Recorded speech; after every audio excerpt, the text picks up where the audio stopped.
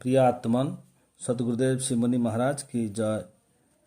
सृष्टि ओ प्रलय उदय ओ अंत जन्म ओ मरण रूपरे यही संसारर चक्र घूरी बुलुछि। एणु संसारर ଯେଉଁ प्रवाह ଅଛି ତାହା ଅନାଦି ଅଟେ।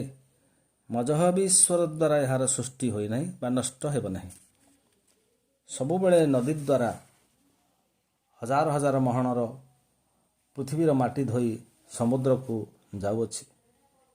କେଉଁଠି କିଏ ମରୁଛି ତ କେଉଁଠି କିଏ ଜନ୍ମ ନେଉଛି, କେଉଁଠି ସୂର୍ଯ୍ୟ ଉଦୟ ହେଉଛି ତ କେଉଁଠି ଅସ୍ତ ହେଉଛି। ସୃଷ୍ଟି ଓ ପ୍ରଳୟ, ଜନ୍ମ ଓ ମରଣ,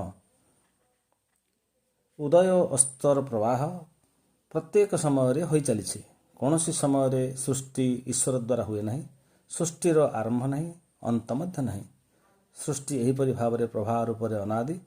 ସୃଷ୍ଟି ବିଷୟରେ ସମସ୍ତ ମତବାଦର କାହାଣୀ ସମ୍ପୂର୍ଣ୍ଣ ମିଥ୍ୟା ଅଟେ। ଏହା ସଦ୍ଗୁରୁଦେବ ଶ୍ରୀ ମୁନି ମହାରାଜଙ୍କର ମତ।